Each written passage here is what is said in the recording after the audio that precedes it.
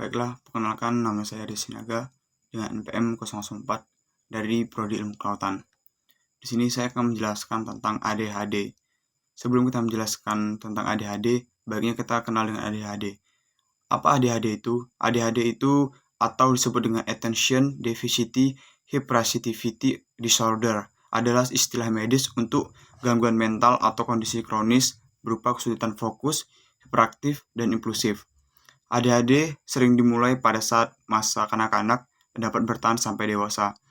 Dapat menyebabkan rendah diri, hubungan bermasalah, dan kesulitan di sekolah atau dalam pekerjaan. Kemudian di sini ada gejala ADHD.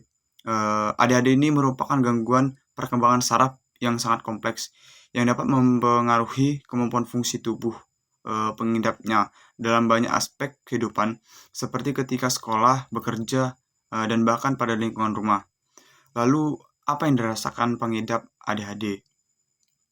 Gejala ADHD pada anak dan orang dewasa, dia biasanya berbeda, bahkan terkadang sulit untuk mengenali gejalanya. Dokter umumnya baru dapat mendiagnosa ADHD pada anak atau ketika usia remaja dengan usia rata-rata itu di 7 tahun.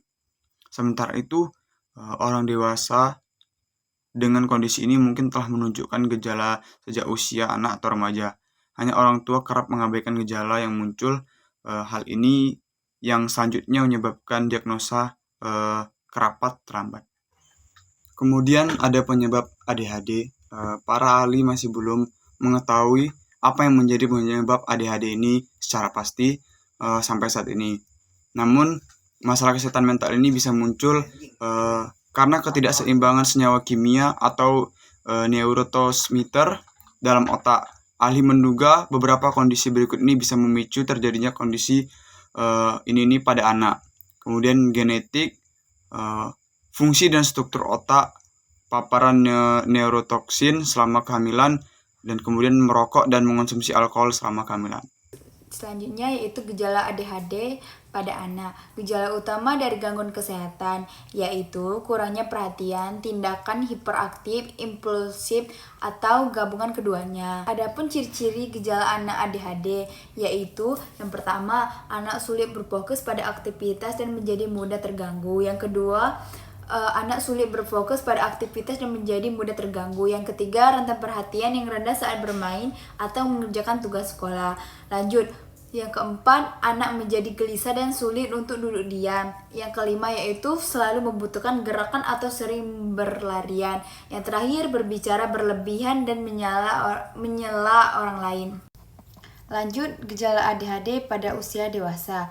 Nah, pada usia orang dewasa, gejala ADHD bisa terlihat berbeda daripada gejala yang muncul pada masa kanak-kanak atau remaja.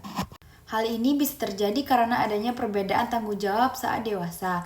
Nah, di sini terdapat gejala ADHD pada orang dewasa, yaitu yang pertama, kesulitan menyelesaikan tugas atau pekerjaan. Yang kedua, memiliki masalah harga diri dan kesejahteraan mental secara keseluruhan. Yang ketiga yaitu melakukan penyalahgunaan zat terutama alkohol. Yang keempat itu mengalami kesulitan dalam hubungan dengan pasangan, keluarga, atau rekan-rekan kerja.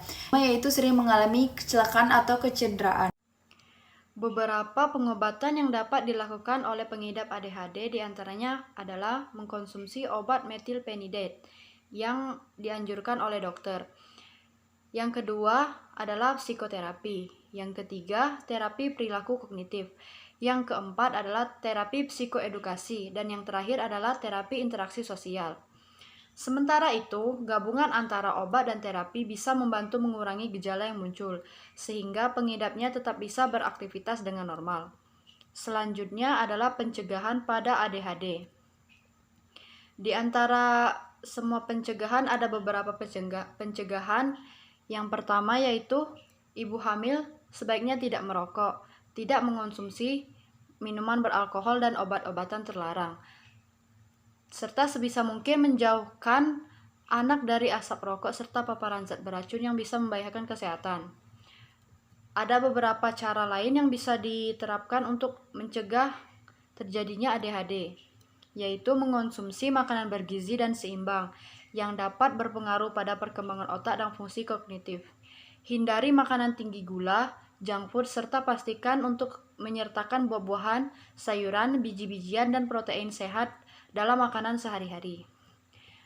Dan meski sedang hamil, ibu tetap perlu bergerak aktif. Olahraga ringan terbukti bisa mencegah komplikasi selama kehamilan. Kurangi stres dengan cara melakukan hobi, berolahraga ringan atau berlatih teknik relaksasi.